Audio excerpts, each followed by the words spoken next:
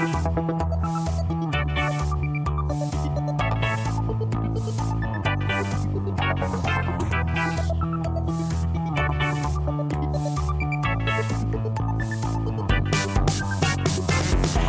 ou Tripoli, Vilnius ou Benghazi, Paris, Moscou, on fait le bunga, bunga. Bangkok ou Bogota, Le Caire ou Jakarta, Gustavia, on fait le bunga, bunga. Stockholm ou Monaco, ou Montevideo, Oslo, Tokyo, on fait le bunga, bunga.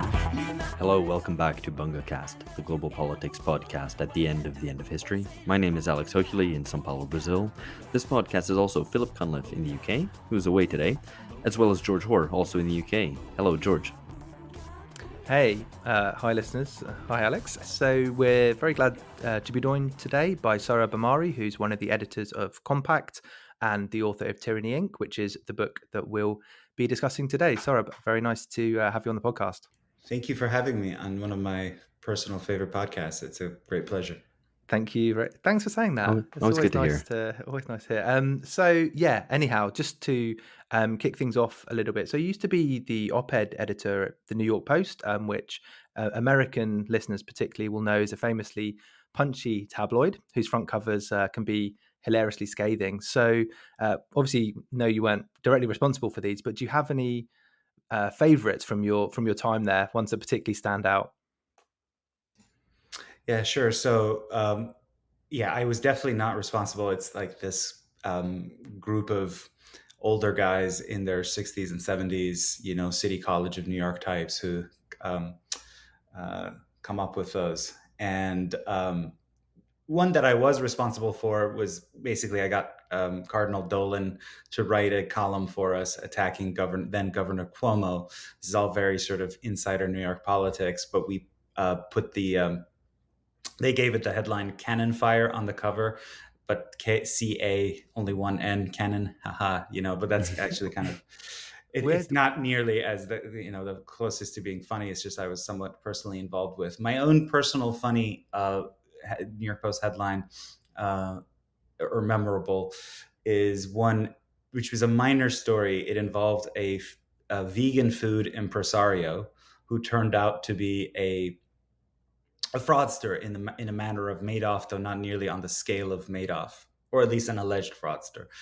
And so subsequently, this was she was a relatively attractive woman, and she got a lawyer, and her allegedly had an affair together, which is a violation of the sort of bar association rules for him.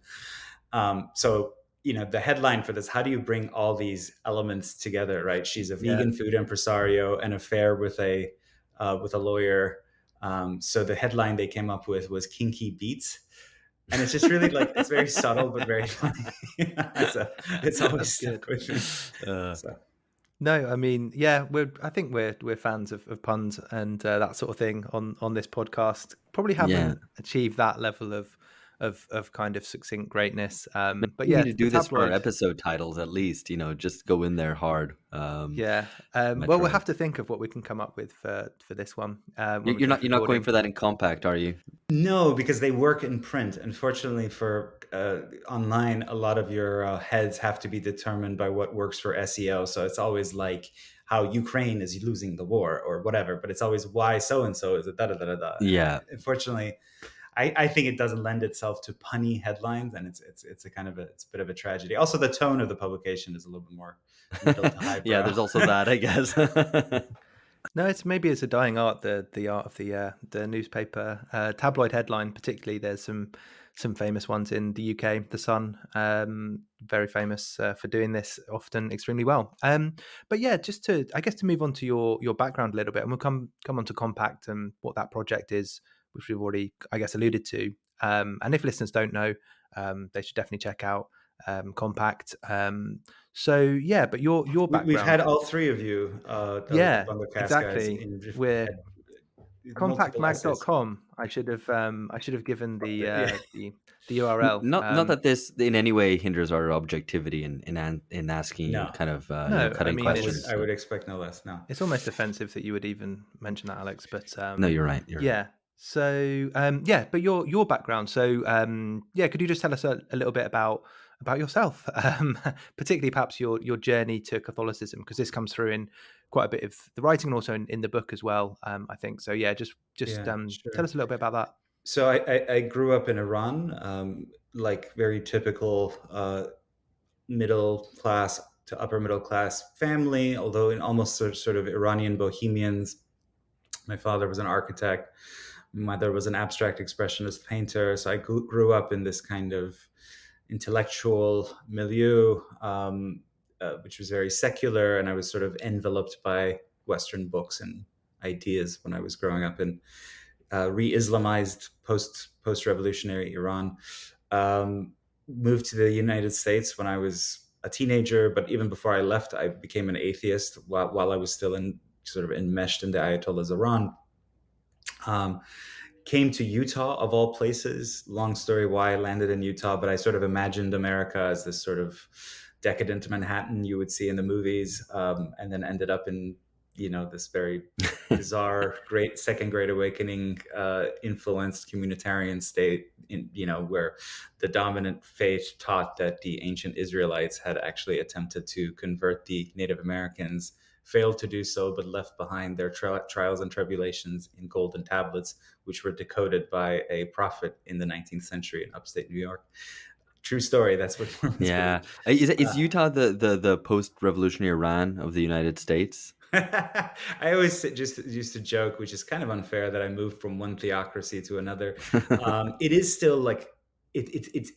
I don't know if it's quite like that anymore, but at least up until the late '90s when I first moved there, it's the kind of place that has still a flavor of American regionalism, of such a thing as American regionalism, like the West as such, or Mormon country, which unfortunately everything gets brutally homogenized um, by the market society we have. But there are still pockets, and one of those pockets, this remnant places, Hmm. is Utah, so that you have Mormon seminaries right next door to every public high school. And I don't know how it's quite legal. It is, because the land is owned differently, but they're practically in the same building complex. Or the beer is capped at 3%. The alcohol in beer is capped at I was 3%. liking it up till there, but yeah. I Yeah, but didn't you know don't that. get judicial flogging for drinking. That's the Right, it's a yeah. different, it's a softer theocracy. Yeah. So yeah, and then I intellectually I went on it. From there, it's a sort of banal or mundane journey. Because I've written about it, my enemies often go like, "Oh, he's changed his mind," so many times. But it's actually not that atypical. I when I was a late teenager, I became a Trotskyite. I was about to say a trot, and I thought maybe they should spell it out, and joined a little group called Socialist Alternative, which is the US offshoot of a Committee for a Workers International, which is Peter Toft's entryist kind of movement. And then just gradually, like many trots, I abandoned that, and I became much more Americanized and happy with the American order, because I had done so well by it myself. So that this was the post 9/11 era, and I just thought the only threats now are to ensure that this way of life is preserved, and that means it has to spread itself everywhere. So I became a kind of neoliberal or neoconservative, somewhere between the two of those. Went to law school but never practiced. Instead, went to work for Rupert Murdoch's dark foundries, starting at the Wall Street Journal, which then Mhm. shipped me to London to be the opinion editor of the European edition, working on the European opinion page. Lived through some interesting stuff there, like it was during the Scottish independence referendum, Brexit, and then the Trump ordeal. Right. And so around there somewhere, this is in a parallel life track. I converted to Catholicism in Britain at a church called the London Oratory, which is a church famous for traditionalist liturgy. And my politics became more and more populist friendly. Like the sort of circles I was in were like American neoconservatives. There's a good number of Catholics among them, but they had created this sort of their own version of Catholic political thought, which was, an admixture of, genuine piety and so forth, but with a good chunk of market fundamentalism thrown in, such that the Right. faith came across as though, the popes had thought there's no daylight between the popes and, Milton Friedman or Hayek. But then the more I sort of drank in actual papal teaching, the more that seemed like an untenable synthesis. And so, my populist, I became more of what you would call a right populist. And then I moved to the New York Post eventually, which is also owned by Rupert Murdoch, but it's more of a populist paper. This was during the Trump era now, and it was his favorite paper, because he's from New York, he's from Queens. It's a kind of a working class paper. And so I was at the Post sort of putting stuff in front of the president at a time that was very exciting, when it seemed like, a small cohort of Catholic intellectuals could shift the right to becoming more solidaristic and more communitarian. And, that project I now think has largely failed, but it was exciting all the same. I don't know how much further I should go, if that's a good... I think that's really interesting, and it leads then into the, I guess, the most recent kind of step, if you will. So that was from New York Post to setting up Compact. What led you to do that? Yeah, so its founders all believed that that a lot of the cultural crises that exercise people on the left and the right have material roots. There's some nexus between how we organize our political economy and class structure and the shape of our culture. And especially Matthew Schmitz and I come from the right. Matthew, my co-founder, spent a decade at the religious journal First Things, which is a very prestigious organ of the American religious right. And I came obviously from Murdoch world. We both had gotten extremely tired of this tendency among American conservatives to say, marriage rates are declining. Fertility rates are collapsing. Church attendance is down, etc. But then to completely blinker themselves to the role of, the neoliberal model in creating conditions that makes it very hard for people to venture the risk of forming the family, of having children, that structures their time in such a kind of erratic way, all of it aimed at, minimizing labor costs for employers, haphazard, I should say, kind of haphazard mix of their schedules, that they feel completely vulnerable and can't spend time with their kids. And so the kids are super alienated. Yeah. None of this is that mysterious. So we set out to create a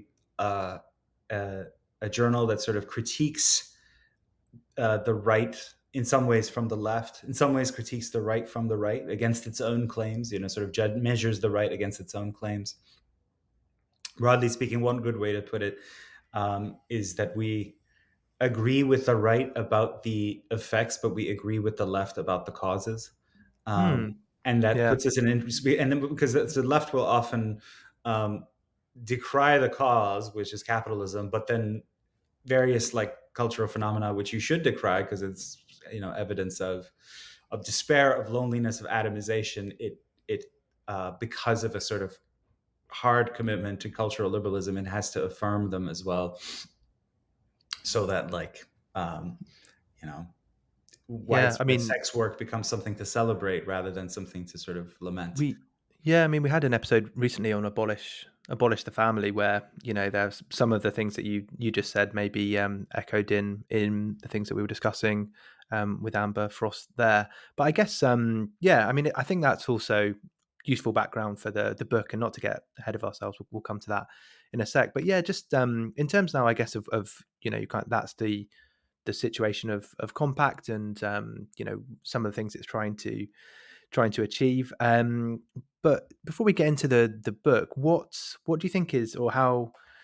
Because I guess you described critiquing the right from the right and the right from the left, which sounds kind of could put you in. And I should add the left from the left, right? We run, and the left from the left. Critics of the left. I would argue, for example, in some Yeah. ways, the Bunga guys, you guys, you know, we've run several pieces by Zizek in which he's made his most forceful sort of anti-woke um, statements. A lot of left critics of anti-populism, of the Mm. attempt to thwart the outcome in Brexit or the outcome in various elections in Central and Eastern Europe. Our friend and contributor Thomas Fawzi, contributing editor, I should say, Thomas Fawzi has been a very ferocious critic of the kind of anti-democratic streak on the liberal left, I should say, which often presents itself as defending democracy. And in the name of defending democracy, we have to undo XYZ election outcome. So that was the one coordinate that I didn't say initially. So I just want to mention we also published critics of the left from the left. I mean, it's probably worth getting this question in there now, which is what you would say to those critics, particularly on the left, who'd say, look, Compact is just a conservative journal. It has right wing aims, and it's publishing of people who left wing people, and people who identify as left wing. And not just as whatever, maybe post left, but people who are left wing is just a kind of cover for a kind of ulterior agenda, that there's not really any kind of not really seeing eye to eye, right, on either kind of the causes of things or indeed on the vision for the future, that it's opportunistic even, maybe. I mean, it's a charge we certainly get from time to time, and what I would point to is just the totality of what we've published and the stances we've taken. We do have that same. We come from the world of heterodox journalism where we try to sort of surprise the reader, and we publish things that we certainly disagree with. Something called or sort of motto of, for me, of good magazine editing comes from Leon Wieseltier, who's a kind of classical liberal, or was books editor of the New York Republic at its peak, in my mind, who said when you finish a magazine, you should be left a little bit cross-eyed, right? That you because the magazine disagrees with itself. That is a measure or an index of boisterousness and vitality. That said, we have taken pretty strong stances that are sort of a through line through all the sort of boisterous disagreement. There are these through lines, and the chief one is that we defend, for example, labor's cause and the idea that it would be a healthier economy for there to be greater worker autonomy, worker control, and just more in generally an economy where the market is subject to sort of greater democratic and political pressure in such a way that you couldn't say that this is a kind of left window dressing for right wing ideas and trying to sort of merely use these kind of leftists to punch at the left, which we do not. For example, we publish Ben Burgess defending the idea that even adjuncts at Rutgers University, should have the right to organize, that it's worth celebrating that they were able to get concessions from the university by threatening a strike.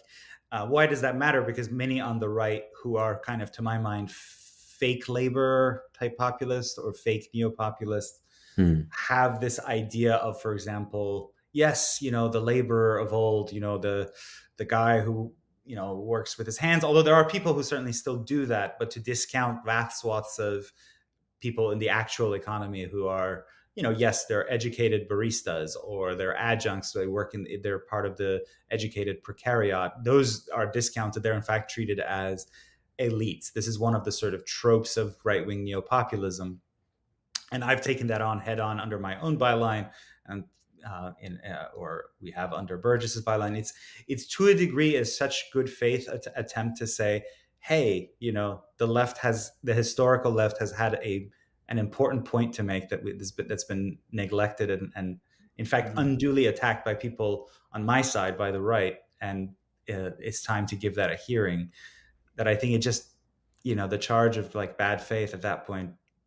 I can't. Well, I guess there's always like that thing where critics are looking for that hidden agenda and they're saying, well, but it's actually there, but you can read every single thing you publish and it doesn't appear. So, ultimately you kind of have to say that If to those yeah, people, like, well, it's at the end of the day, it's just a magazine, which is not to undermine what a magazine is. It's very important, but it's just a magazine. And if you can read it, and if there's nothing else there, what do like the problem might be within yourself, that you're and looking if for yeah, for this hidden if agenda. Like, if the agenda is too hidden, then it probably isn't good as an agenda. You have to actually give people a bit of a consistent um, idea of what they're supposed to come away with, which I don't think you get from Compact. Personally, I don't. Yeah, cross-eyed maybe after reading a few successive posts or days worth of analysis on Compact. I think that yeah, it's probably about right. But just to kind of tie this up and move on to the book. Yeah, just to you've used kind of a few, or in the book as well, use a few different kind of descriptions. Working class conservative position. Would you see yourself as post-liberal, pro-labor, right-wing, social democracy? Even is there a kind of, I guess for listeners particularly, is there a sort of a snappy, description that you would of the position that at least you're writing in Compact, and then the book is kind of coming from? Yeah, I mean, the tradition that I'm most attracted to, and I know we'll get into this in the book, because it's not unproblematic. It has to be unpacked in various ways, and not everything about it translates. But something about the kind of mid-century consensus, on both sides of the Atlantic, but of course I'm more familiar with the American context. What I mean by that is, if there was a label that you're looking for of that kind, would be a kind of conservative New Dealer, would be or a Okay. Catholic New Dealer, which is not it's not sort of a fake tradition or an anomalous thing that that I'm pulling from thin air, because a lot of the New Deal hmm. coalition was, it was the last time Catholics voted as a unified bloc, before kind of cultural polarization set in. A lot of the actors were, sure, there were progressives, but there were also all these kind of complicated characters, progressive farmers, etc., who weren't necessarily progressive in the cultural sense that we would think of today. So it was much more of a mixed bag of ideology, but it sort of worked. Another way would be, I think, um, is this idea that, um, you know, culturally conservative, economically left, and politically democratic, I think I would say is a Hmm. good, which is a description I think that a lot of this kind of mid-century intellectuals had embraced and sort of advocated a politics like that. Although they may say politically liberal too, but the point is that politics has now been completely lost, except for a few places, and I think Compact Hmm. Yeah. Hmm. represents that. I No, That I I don't think mean this in a snide way at all, but I mean, would that not be, a kind of centrism just of a previous age, without necessarily any of the kind of derogatory connotations that centrism now rightly attracts? Well, I would say that used to be the political consensus, and then it was replaced by the neoliberal consensus. Um, yeah, I mean, I mean, yes, yes, I'm happy in that sense. Like, if centrism means like vaguely splitting the difference between the sides, then no. But if it means a politics that can win a broad consensus, then yes. And that's Yeah. hmm. it's funny. I mean, I had another conversation with a person who was, a liberal, let's say, and discussing Compact, and they said, you know, isn't that aren't you attempting a new center? And precisely because of the connotations, the negative connotations that centrism has, you think of sort of this like bland Blairite, I don't know. Yeah, bland or opportunistic, or yeah, Yeah, yeah. or And that isn't the or way that I meant the term at all exactly, in but it's like applying a to you. Yeah. political center. Yes, yes, yes, absolutely. In other words, we at Compact do not want to be, in our sense of institutional of who we are and what we aim for. We don't want to be a politics of the margins. We want to put Hmm. something forward that can win a center, that can Yeah, I mean create a it's consensus. It's maybe the Blairites, the centrist dads have given centrism a bad name. You can't use that branding at all anymore. But no, I think that's really helpful to kind of situate, I guess. Then going on to the book Tyranny Inc. So the title Tyranny Inc. made me think of Murder Inc. So this like New York gang active in the 30s and 40s. And so I thought the first thing just to clarify is who this kind of creates this idea then of this kind of a group of people perhaps, or a kind of a way of doing business, if you will. But who are you talking about when you kind of use this term or this name Tyranny Inc? Yeah, I mean, this will be familiar to any left audience. I'm just talking about the systematic coercion to which the assetless majority is subjected in the marketplace and the workplace. And as I say, the problem is that precisely because in some cases there's so many market actors, individual market actors, you can have the appearance that there's no one ultimately who is the villain here, which is why the title is in some ways is this kind of vague signifier, is like who is Tyranny Inc. But generally speaking, I mean, there is a class. There's a very clear class structure in the United States, despite our historic tendency to pretend like there isn't a class structure. Yeah. And largely speaking, I mean, you have the sort of 0.1% of the wealthiest, and you have another 5-10% of people who service are high managers who service the assets of the 0.1%. And then you have 90% of people who are in you could largely call them various levels of middle class, of downwardly mobile educated people, of very downwardly mobile poor people, etc. And so Tyranny Inc.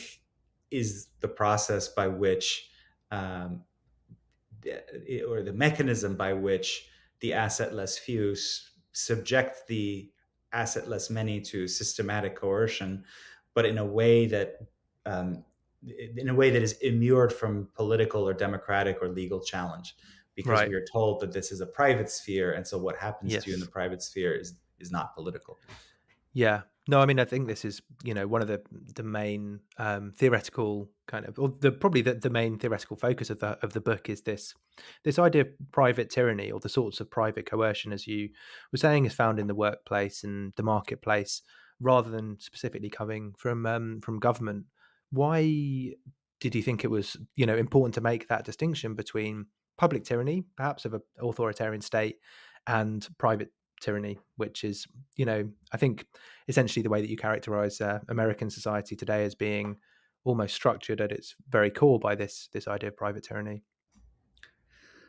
The main reason is that the Anglo-American mind, especially the conservative Anglo-American mind, is extremely alert to the possibility of a dictatorial, ambitious individual who would usurp public power and oppress the many. And it's always this idea that government is the source of coercion, and to a degree that it obscures the possibility of private tyranny. In a way that I argue, even of course, the classical Christian tradition was very much alert to the possibility of private tyranny, that we've lost the ability to spot it, and therefore we're all the more vulnerable to it. So, I mean, this is a complete, not one of the questions I was expecting to ask, but you mentioned the Anglo-American mind. Do you think such a thing still exists? I'm not saying that Anglos like myself don't have minds. I'm saying is that kind of a consistent American and kind of British conservatism? Because the picture that you painted of the sensitivity to, I guess, the ambitious individual, or who then becomes kind of some dictator of some sort, or the perils of government having too much power, that seems like a kind of classically American story. So I'm not quite sure what my question is, other than Anglo-American mind. Is Yeah, that the Anglo-American mind. that's Maybe, politist? okay. Am I slipping into a bit of essentialism? Which is one rightly bristles when you say the Russian soul, or the or in Yeah, case I'm Iranian, the Persian mind. So fair enough. But I mean, especially yeah, insofar now as uh, British civilization or British culture uh, tracks American culture in some ways, in a way that may be a reversal of the way things were in the 19th century. Um, hmm. you know, Yeah, maybe. certainly a lot of UK conservatism, uh, certainly in this case of Thatcher, but even more recent varieties sound the same kinds of notes about the government as being the main menace in your life. Yeah, I don't no, I think think it's inaccurate to say that. no, I think that's valid. And I also was thinking like maybe every non-American mind is now kind of like double barreled, so that it's the the Brazilian American mind or the German American mind. That's the triumph of American idealism and American hegemony in the 20th century, perhaps. Mhm. Anyhow, sorry, I don't want to get us too much off track, but I did want to at least explore that a little bit as a resident Anglo mind on the podcast, particularly when Phil's not here.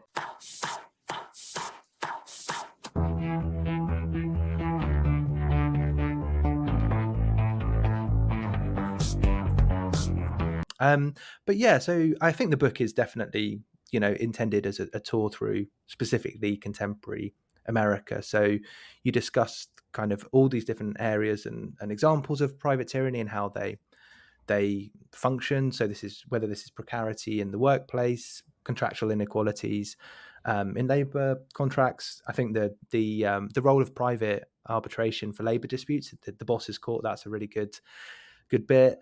Explore how hedge funds are often funded by workers' own pensions and then go on to privatize and often kind of destroy corporations that those workers work for, whilst the emergency services, such as ambulances or firefighters, are then also privatized as well. And this seems like a very, you can see that's definitely an American story. Just to continue the list a little bit, local newspapers, how they've been gutted, and then finally, worst. It's not even worst case scenario, but if it all goes wrong for the rich, for the billionaires, then the bankruptcy courts, particularly the Sacklers, this is a great illustration, are just there to protect all their assets essentially. So yeah, why did you think it was so important to kind of go through this tour, based on some interviews with and some archival research, as you kind of note at the end? So why was it so important to kind of go through this kind of whistle stop tour of America, and what really stuck out for you while you were like doing the research to kind of, I guess, provide the waypoints on this tour? Yeah, so I wanted to capture a sort of totality of American political economy, and there's several ways to do that. One is the purely economic, the sort of an econometric, where you sort of show capital flows, et cetera, et cetera. But that would not make for a good book. And second of all, I'm not an economist. I'm a journalist and a storyteller. So the way I try to capture the totality of this coercion working itself out in many facets of life is by giving essentially a tour of how ordinary people experience America's political economy in our time, in the early 21st century, through different facets of. It's not completely comprehensive, but it captures a lot, right? It captures, as you said, the contract, where we've returned to this 19th century idea that both employer and employee have complete liberty of contract because each can walk away from the other. Therefore they have this symmetrical power, and therefore labor management relations are largely optimal, and therefore government shouldn't interfere. This is a classic 19th century legal and economic doctrine, which has now sort of made a ferocious comeback since the Reagan era. The arbitration courts, that's my favorite one, just because it's so outrageous. Just very briefly, without getting too technical, No, but no, it's a yeah. chapter I'm very Talk us through this a bit, because uh, it really comes through in the book as so outrageous. commercial arbitration is a very ancient practice. It goes back to medieval times, to medieval England, actually, where there were two ways to, when you had a dispute. There was law day, where you took someone to court and basically had a formal judgment, or there was what they called love day, which was when you submitted a dispute between two feuding families or two feuding interests, and but you submitted them to a neutral arbitrator, typically the church, which would then resolve them very equitably. But so that's a very honorable and noble tradition. But in commercial society, this kind of had fallen by the wayside because American judges didn't want to sort of give up their domain to what they saw this kind of as pseudo courts and pseudo judges.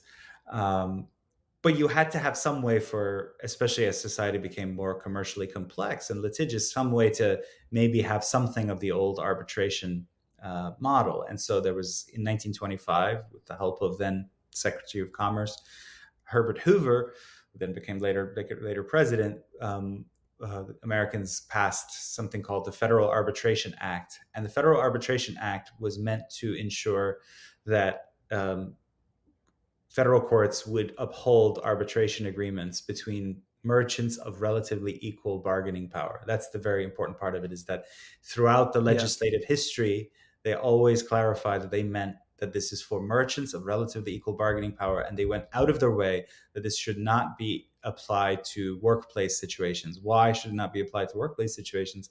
Because in those conditions, there are vast disparities of bargaining power. And so the worker could be forced into giving up rights that he would otherwise have to sue his or her employer. And that was upheld for many years until the 1980s, when the Supreme Court gradually began to expand the Federal Arbitration Act to apply it to the workplace as well. The result is, let's say you are an employee. This is actually a case that I tell the story of, but let's say you have a case against your employer for underpaid wages. These are wages that you are entitled to under New Deal statutes like the Fair Labor Standards Act, and you have good reason to believe that they were wrongly withheld from you. Nevertheless, your employer can force you to do individual arbitration, which is a very expensive process. It might cost you $200,000. The problem is that you may only be trying to recover $2,000 in unpaid wages. So it's completely irrational economically for you to go through arbitration for this, unless you're able to do group arbitration, or you're allowed to go to court as a class action. Because if you then have many people who are similarly situated, it becomes rational for you to sue as a group. But our courts, the Supreme Court, has held that no, the arbitration clause of an employment agreement overrides everything, including it's okay for an employer to say, you've been working for the employer for 6 months, 7 months, a year, 2 years, can send you an email that says, if you show up to work the next day, George, you agree that from now on we will arbitrate our disputes, rather than you having the right to the traditional right to go to court. And neoclassical economic theory says, or libertarian type theory says, well, at that point, you are perfectly free to renegotiate your employment contract or walk away. But it's this kind of, that's so abstract. It is so unlike how the real world works. In the real world, when your employer says, if you show up the next day, you agree to submit your disputes to arbitration, you just show up to work the next day because you have to pay your bills. You have to take care of your kid. You have to, pay your mortgage. So I won't spell out any of the other examples in such great detail. It's just this one is particularly, I think, when people read that chapter, the normal non-sociopathic person's blood boils. Yeah, no, I think, and the boss's court is a good description of it, because it's I guess what it constrains employees to do is a great example of that kind of private coercion, and how the the unequal power between the employer and the employee is realized and reinforced. Yeah. The thing I think you said, Saurabh, looking back at kind of even its medieval origins, is a common problem with liberalism in economics, which is this kind of that it belongs to a different age. Effectively, for all its pretense of kind of modernity, it refers really to a very early modernity, like a world of merchants and artisans and small shopkeepers and small landholders who can engage in the market in a fairly equal way, not without its own kind of barbarisms and whatever. But like it kind of works, and it's just not our world, and hasn't been our world for like 150 years, so it's like that's how far out of date it is, and yet it's still used as a sort of ideological and superstructural legal kind of ballast to the system. Yeah, just very quickly, like Econ 101 courses um, all assume this pre-industrial Arcadia in which, typically there were a bunch of yeomen, and they can trade with each other at arm's length, and each can walk away from the deal, and each owns his own tools, etc. That world, as you said, has not existed since the latest, since the early 19th century. What's Yeah. interesting is Adam Smith even recognized that, even in he was writing in the age of that Arcadia of the masterless men and the sort of artisans, yeomen, etc. Nevertheless, he recognized that even in that kind of pre-industrial late 18th century condition, that still the employer had far more power over the employee than the other way around. There's a famous passage in book 3 of Wealth of Nations, where he says, uh, the employer can go on, because of the way profits are distributed, the employer can go on for a year or 2 years off what he's stored up, whereas the employee can't go for a week, or maybe even a single day, without getting paid. So although master and employee might both need each other, still the need is not nearly urgent for the one as it is for the other. So Yeah. I'm slightly paraphrasing, but even in the Arcadia, it wasn't quite. Yeah, yeah. He was a lot saner than his self-professed champions Yeah. today. No, the great social democratic thinker, Adam Smith.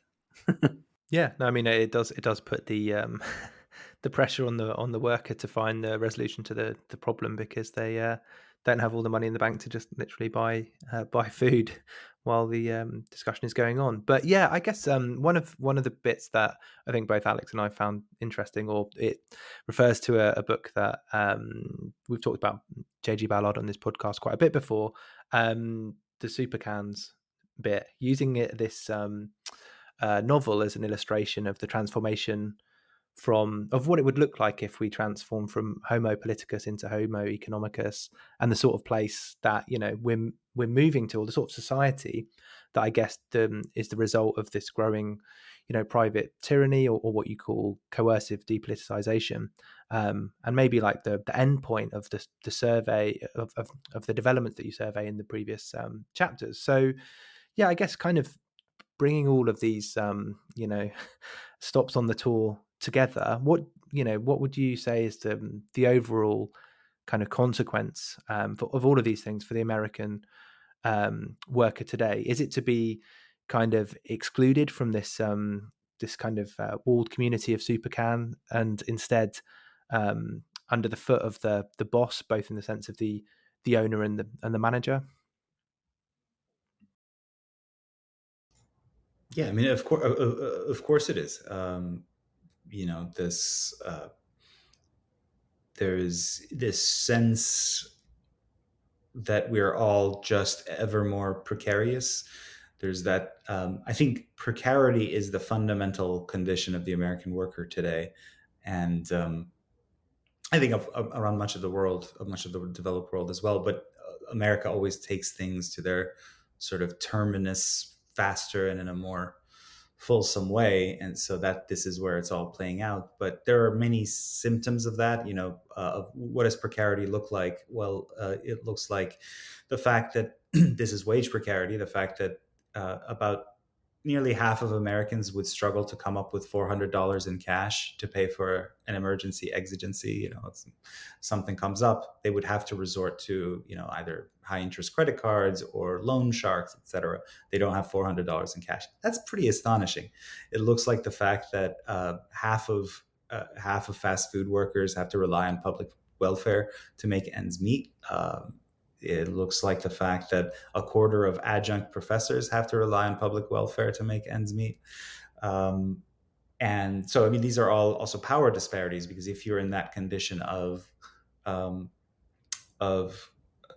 not being able to pay your bills unless you work that job, which even if you work full time, it's not enough, and you have to rely on public welfare, you're under the foot of two coercive figures. One is the obviously your employer at work, with all the sort of coercion that we talked about, like arbitration and non-disclosure agreements, et cetera, all these ways to constrain you. But you're also under the foot of the welfare administrator, who can, Right. check to see whether you spent your welfare money on cigarettes and, you bought a pack of beer, instead of just what's allowed. So that's a condition of both precarity and also ever more kind of constraints. It also means the worst kind of economy is actually what my friend Michael Lind calls a low wage, high welfare. When we say high welfare, it doesn't mean that the welfare benefits are generous. In fact, they're miserly as can be. But it just means that as a share of the income that sustains a worker, welfare is a significant share. Yeah. So that just means, what are we doing as a society? We're subsidizing coercive employers in their ability to pay less for labor than they should otherwise. It's grim stuff. It's grim stuff. I will say, we can get into this, but there are signs that we're moving beyond neoliberalism in some ways in the United States. The Biden administration is kind of an interesting administration. I first encountered this idea actually in a New Left Review essay. And I was I sort of balked at the time. I was like, are you kidding me? This is Biden we're talking, because I know Biden. But since then, I've had to take stock of the fact that there are some serious signs that people especially people like me, who would put their hopes in something like right-wing populism, have to reckon with the fact that, the more humane and realistic solutions are now still largely on the left and center left. Well, I want to come back to that, actually. We've been pushing the, post-neoliberalism idea for at least 4 years now. Post-neoliberalism in the sense that the world is moving beyond neoliberalism. I know but that the train has certainly kind of stalled or is moving more slowly, I think, than we might have foreseen back in 2019. And there's a whole bunch of reasons for that, which maybe we can get into as well. The trains of history don't run on time.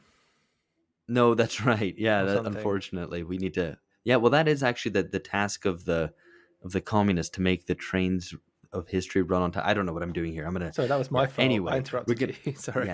Yeah. I wanted to return actually to the world of Super Khan, of Ballard's novel, which is one of my favorites, actually, and I was kind of delighted to read that section in there, because the world that it paints is one which obviously we're familiar with. It's something that's been observed for a good 30 years, which is what Christopher Lasch called the revolt of the elites, or this idea that there's this managerial class, not just the kind of the billionaires, but the kind of managerial class just below them, who implement their will, live in a world which is cut off from the rest, right? And Super Khan is great in detailing this sort of sanitized, childless space where these people live in the Côte d'Azur, in the south of France, but it's a business park, and it's so soulless that they have to get their kicks by committing ultra-violence on the lumpens who live outside. And it's great. It's fantastic. I love that novel. But it also is a little bit of a world that the vibe's different to today's world. Let's put it in the kind of vaguest way possible, right? That vibe is very much of a society that's retired. right? It's very end of history vibe, in my opinion. In fact, it's one of the novels that I would pick to kind of try to illustrate, along with some of Ballard's work, of actually to pick an image from a different novel of the same period of a billion balconies facing the sun, which is this idea of a society that's retired, right? And what I think is kind of different, I want to kind of ask you about this, if whether you buy this idea that now that the interesting thing about the supercon vision is that you've got the managerial class kind of hived off in its own little area, and you've got the lumpins, but there isn't really any kind of bulk mass of society, right? The kind of broad middle class, working class, maybe broad middle class in the American sense of the word, which includes most of the working class, is absent, right? That kind of doesn't exist, and I think it's kind of telling. And I wonder whether now that mass of society, the kind of proletarianizing middle class, is now much more present, much more visible because of the kind of populist revolts. So, if you were going to write Supercan again, it would have a different, there would be another figure there. No, I think you're exactly right. I mean, what I would suggest is that Supercan represents what the kind of asset owning class, the managerial class, combined with the billionaire class. I should side note. I'm a little bit skeptical of Burnhamite theories of managerial takeover. I think, like, the old school capitalists are still quite powerful. They were able to refresh themselves, contrary to what Burnham predicted in the 1940s. But that said, I mean, setting that aside, I mean, I think their ideal would be a world in which everything runs on autopilot. As much tangible labor as possible is outsourced to robots, etc., such that the only kind of all that remains are, as you said, the lumpen, who are sort of, they're not part of, they're sort of they're barbarians. They're not quite part of the community at all. It's just sort of like, like a prostitute here, a migrant there. That is all that sort of remains. But you're right that's not been possible because of populist revolts that began to convulse the real world as opposed to the novelistic world in the mid 2010s. They continue to ripple. I think that those movements have sort of petered out. Moreover, I would say that the establishment has, in a very shrewd way, taken on some of their critiques and acted upon them. But that's credit to the sort of voters in some ways for making themselves visible. And COVID, by the way, revealed the extent to which their working class people or middle class people, the people who still do tangible labor, are essential to the functioning of the system in a way that the real world counterparts of the supercon villains, the managers of this place, of this kind of Silicon Valley style park in the south of France, that they had not assumed, right? That you said they thought it would all be informatic work, etc. And then suddenly you're like, oh yeah, we need like garbage to be picked up, and we need people to manufacture masks. Essential workers. Essential workers is an important thing. I have this theory, which I'm going to run by you guys, see what you think. I've been meaning to write this as a compact essay, but I haven't quite found. But that this is my most charitable reading of the COVIDian left, right? When the kind of left that's really dug down on COVID as a thing that we have to have masking forever, and all the vaccine restrictions and requirements and so forth, is that for so long the left had failed to compass the market, like neoliberalism had done so well. And now finally you have some reason to say we're going to limit market activity in some way. As arbitrary and irrational as you want it to be, at least there's some way where we can say, oh, okay, well, you can't travel, you got to stay home. This is my most charitable reading of it, is that, finally politics somehow compasses the market rather than the other way around. Now, of course, in practice, it ended up, enriching the Bezos and all the billionaires of the world, and is in some ways you can say it was an upward transfer of wealth. But in theory, I mean, I'm trying to say what was the impulse? It was the impulse to say actually politics comes first, biopolitics comes first, at least. It's like a very Yeah, sort of I low mean that's expectations been left, but it's like what else can Mm. we do to say that politics is more important than the market? that's been completely my reading as well. I don't know if Phil and George, maybe I think we might have disagreed a little bit about this. Them having lived through the lockdown in the UK, which we didn't really have in Brazil, makes them a lot less inclined to be charitable in any reading of the lockdown left, and I get it. But my reading was also this, that even beyond the left, but everyone's kind of waiting for authority, right? Waiting for this moment where sclerotic politics is broken through, and something happens, and someone takes charge and just sees through a vision, right? And no more negotiations and a bit of this and a bit of that, and ultimately all kind of comes out on the wash, and it's a bit of a mess, and nothing really changes. And yeah, this was the left going, oh, now is a moment where, as you say, politics comes first. We can use the state to pursue some aim, and the old ways of doing things which suck are now over.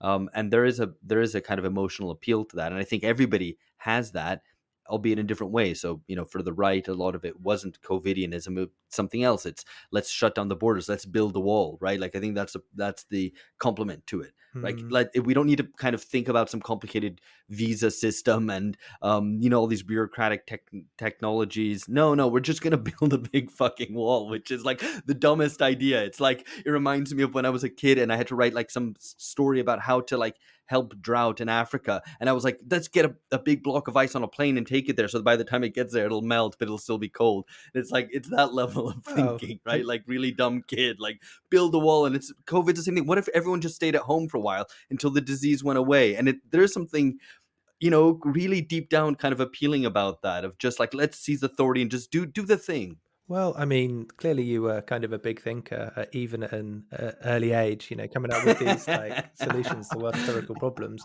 But I mean, I guess the point about authority, I partly accept that, because I mean, there's a great piece in Compact, authoritarianism without authority, if I remember the title correctly, which explores some of these things. Like, yeah, there was that, it did fill that void of authority, but I think the problem, or yeah, maybe you are right, Alex. For reasons of lived experience, I'm less inclined to be sympathetic to the kind of COVID left. But I think that authority has to be constituted ultimately by us, and that kind of agent of political change that can capture the market has to be people, rather than natural limits, or kind of, or a virus. I mean, so maybe it is that specific sort of wishful thinking which maybe does explain it a little bit. And certainly there were, I think, at least in Britain, early days of COVID, there were some like analyses which was, this could be the shortcut to socialism. We now have finally it's not politically enacted, but it's necessary. So there could well be some kind of that constraint, kind of moving things forward. But yeah, I think I would definitely be keen to read this in Compact, and it would reignite the discussions within this podcast It on would this. refer to your essay, which I should, to plug it. It is that the headline is "Authoritarianism Without Authority" by one George Hoare. It's a very, Yes, very insightful piece. yeah, no, I extremely insightful piece. I would tend to agree. No, I mean, I think it's an attempt to think through some of the, I guess, not a million miles away from the book, kind of what is the structure of kind of public power. And my take would be that that kind of public coercion feels strangely lacking in authority in some ways. So maybe that's why private tyranny is so crucial. But I wanted to get on to, I guess, what should we do about all of this if we agree that we don't perhaps want to live either in conditions of subjection and precarity forever, or maybe if we make it to the top into a walled community where we can venture out nightly to commit acts of super violence on the locals. Like, yeah, I mean, I guess it's then the prescription that comes after this diagnosis. And, for me at least, it definitely reminded me of Michael Lind's work in some ways, some similarities. And you obviously already mentioned him, and he's, I think, we've discussed his work on this podcast before. But yeah, would you agree with a kind of what I think is a simplified version of his thesis? And he's not the only one who has this, which is essentially that you had this kind of class compromise, say 1945 to 73. Then this was a kind of a good period for the working class, and maybe something that we should go back to. Actually, I guess in the context of what you said earlier, of being a kind of Catholic New Dealer, maybe there is some, maybe you wouldn't entirely agree with that. I kind of asked that question, or started off asking that question, thinking you maybe would agree, but I guess over to you. Talk us through that kind of, how do you see that period? And No, I do agree. I do agree. I mean, I think I'm a class compromiser, and in this sense, it's why right. I'm not I'm not a leftist, even though I accept the critique of the left of how. Well, many leftists are class Oh, for sure. compromisers, I would To be say. sure. To be sure. No, what I mean is, I'm not a hard Marxist or what have you. I read Marx profitably about how sort of class antagonism develops and so on and so forth. But ultimately, I don't see the solution in a classless society or in a total takeover by one class of the means of production, but rather, something like the model that emerged on both sides of the Atlantic in slightly, slight variations. Europeans nationalized more. Europeans had thicker welfare nets, and I think they did unionization the right way in Europe, which is largely and I'm talking about continental Europe, sectoral or regional bargaining as opposed to shop by shop. But nevertheless, we did the same thing in the United States, in halting and imperfect fashion as it was. And so how did the class compromise come about? And this is where a lot of conservatives who are nostalgic for that era make a mistake, which is they just imagine, well, you just got to persuade elites that they can be better elites or good elites if they are, compromise and give more to the ass and Yeah. less. No, the way it came about was by building up the countervailing power of working class, and I rely specifically as a kind of economic lattice work for the book. I rely on a much neglected thinker who's not easily categorized into a ideological box, and that's John Kenneth Galbraith, who is not sort of a theorist of the New Deal, as in here's what we do, but rather an observer of how the American tradition responded to the crises of competitive capitalism in the 19th century and earlier 20th century by creating the New Deal, and kind of explain. He was more of an explainer, an observer, rather than an advocate. And he just pointed out that the depression had been caused by a demand crisis, as workers were not getting paid enough to be able to buy the things they themselves produced, and so that very obviously led to a society that it was a crisis point that was really bad for society's winners as well. And so, how did you get to create an economy in which workers could afford the things that they produced? And that was by, above all, by increasing union coverage and density from single digits up to nearly a third of the private economy labor force at its peak in 1945. Yeah. And this is, it's not dramatically out of the American tradition, in that the state goes out of its way to promote collective bargaining, because Galbraith says that collective bargaining is somewhat like it is actually sort of rooted in the idea of competition, right? Competition is thought of as largely, two sellers. If I sell it for less, I win the competition, right? But in the case of countervailing power, the competition comes from the other side of the market. So it comes from sellers going up against buyers. So in this case, it's sellers of labor power, workers, who are much more numerous, going up against a smaller number of buyers of labor power, who are relatively few in number. And if all else being the same, workers get screwed, sellers get screwed. But if they can team together, they can mount it, they can exert countervailing power. And that idea is not is not historically contingent to the period 1945 to 1973. There have been macroeconomic changes since then. I don't need to spell them out on this podcast, but the idea of countervailing power as a sort of fulcrum economic move for a better society, and actually ultimately a better macroeconomy and a kind of class compromise model, can be applied in a sort of trans-historical way to other conditions. So that is my sort of what is to be done is, and it's surprising because I'm known as a sort of very kind of at the level of critique, kind of, I don't want to use the word radical, but dramatically critical of liberal society today. But I think people will be surprised reading the book as how much of a sort of humdrum reformer I am at the level of prescription, sort of, tripartite boards where workers and management and government come together to set prices. And, this sort of New Deal type energetic reforms I find very attractive. And I was thinking, why did as flawed a movie that it was, there was something nice about the movie Oppenheimer, because it reminded us of what that model could achieve. In this case, a very destructive thing of the atom bomb, but that model of mobilizing industry, labor, unions, every element of society, but the kind of unity of purpose and just sort of reforming FDR style energy is I think it's very attractive to me. And I think people will be surprised. They're like, oh, that's fairly humdrum.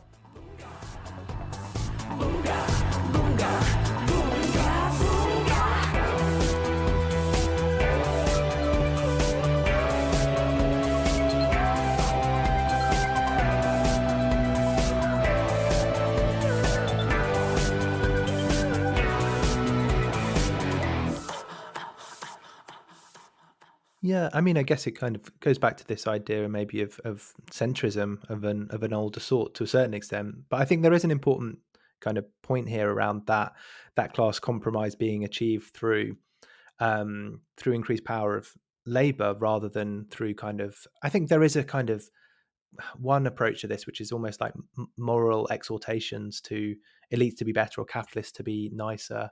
And, so maybe there is that kind of, that's what makes it for some particularly radical, because it's like, well, people have interest in the way that you get this class compromise is by balancing these and countervailing power rather than by just convincing capitalists to do things which are against their interests, which, good luck. And if you can do it, very impressive, but it doesn't seem all that likely to me. But Alex, I think you had a question on this, so didn't want to.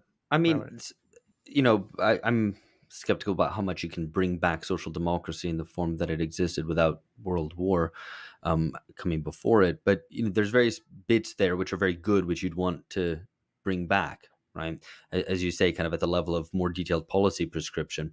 But it also strikes me that this wouldn't be something which would be carried through by labor itself, either because labor is weak and also because its representatives, within the labor movement, are very attached to the Democratic Party and the mainstream of the Democratic Party. So there doesn't seem to be a break coming there. I presume that you imagine some sort of alliance of right and left, maybe a kind of heterodox alliance, and that would be the kind of politics that would carry it through.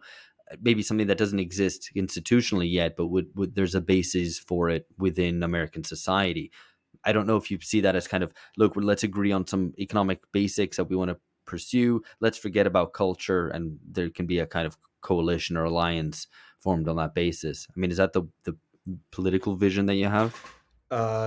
More or less. I've sent emails to my sort of most immediate political allies, spelling out the necessity of a consensus in the middle, going back to a kind of new centrism, or reclaiming the idea of centrism that I haltingly embraced at the beginning of this podcast. To get down to more specific terms, it's something that I actually have sort of talked about and with my allies. And you do see definitely green shoots on the Republican Party. Is when a Senator Rubio or a Senator Vance, these are populist Republicans, when they talk about labor issues, they talk about them as the way that the AFL-CIO, the major labor union here, would want. No, do they embrace policies that I think? Do they always embrace policies that I think they should? Not yet, but in halting ways, they're trying to do that. And so I think that there should be outreach, and this outreach and this dance has to be in both directions. I mean, it's partly that Labor would become a little bit more comfortable with the Republican Party if the Republican Party weren't so uniformly hostile. And there is some at the level of like local labor councils and stuff. There are a lot of voters that are turning to the GOP, mainly some cases because of cultural reasons, some cases because of free trade, in some cases because of immigration issues, what have you. But in order for the national unions to come along, the Republicans have to be less uniformly hostile to labor. But conversely, I mean, I think the Labor Party needs to begin to, the labor movement as such needs to begin to have the courage not to be an appendage just of the Democratic Party, which puts it in a position of weakness, actually, right? Because you have to dance to whatever tune the Democrats play. And that would mean, for example, a labor movement that's more purely about these economic issues and not, not so maximalist on reproductive rights. Whatever you might think of reproductive rights, a lot of people in this country, including working lower middle class people, are more pro-life. And so it's odd for the labor movement, for example, to be so in bed with kind of Democratic Party cultural liberal attitudes and commitments. And so, you can have this dance. That said, I also, I end the book on a note that, I still think the major positive reform proposals are to be found among the likes of Senator Sanders and Warren. I've said that on this podcast as well. A lot of the kind of right-wing neopopulism strikes me as kind of fake. It's just all culture war. In other words, they sort of rechannel economic grievances into culturalist grooves, such that somehow sometimes in this discourse, Elon Musk becomes a kind of subaltern rebel, and your average adjunct professor becomes the elite. Yeah.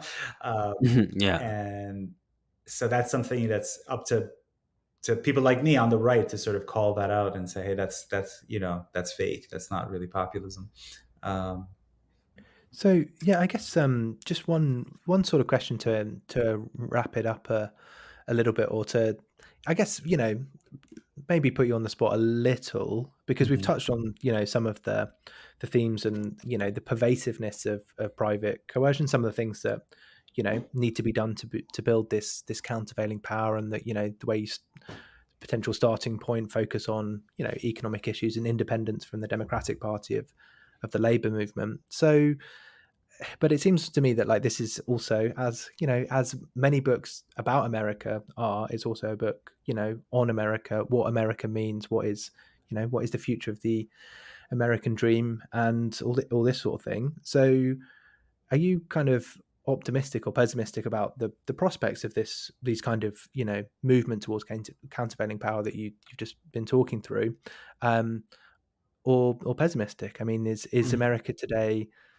the land of the free? Could it be, or is it all becoming super can? No, I mean, I'm ultimately, I should say I'm doing another book project. I'm so masochistic that way. So I'm like kicking around the next book even before the new one's out. As we're recording this, the new one isn't out yet. It comes out on August 15, Tyranny Inc. But the next one I'm already sort of kicking around, and I won't go into the details, but it's broadly about the Jacksonian era and the sort of economic history of the first half of the 19th century. And it's remarkable how familiar some of the problems are, and how the problem of private tyranny. I mean, in that case, it was the case of in Jackson's war against the Second Bank of the United States, which was this congressionally chartered institution that acted like a central bank, but also was a vehicle for, what they called the money power in the 19th century, northeastern merchants, mid-Atlantic industrialists, and then the southern slave capitalists.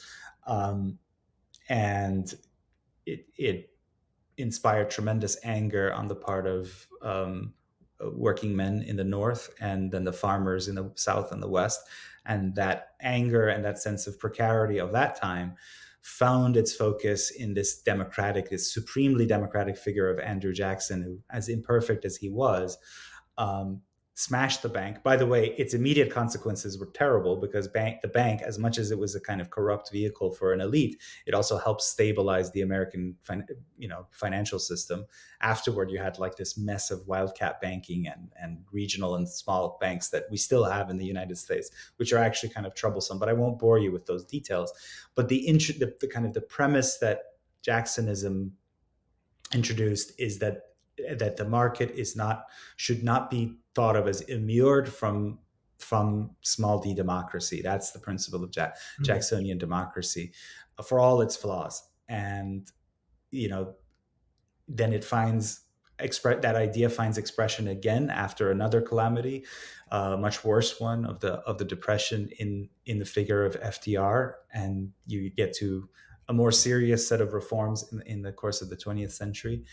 So in a way that might again surprise people who are familiar with my work, I have this kind of small d democratic faith of the ability of ordinary people to channel their will eventually. And I have to believe in that because I live here and I don't want to live in Supercon. I really don't want to. Yeah. Don't want to live in Supercon, and I have children, and I have to be optimistic. No, I mean, I think that kind of history of economic democracy in or those ideas in the US, like finding that particularly American story, I think that sounds like a very worthwhile project, definitely. But I should conclude by thanking you again and by plugging the book. I mean, we did say before, Tyranny Inc. And you did say out 15th of August, and obviously compact as well. But yeah, when you plug this book before the I know. Don't get confused. It's not the Jackson book. Yeah, yeah. I mean, so don't Google Jackson book, but that will be in due course. So thanks so much, Sohrab. Thanks for coming on. Cheers. Thank you, George and Alex. Really appreciate it.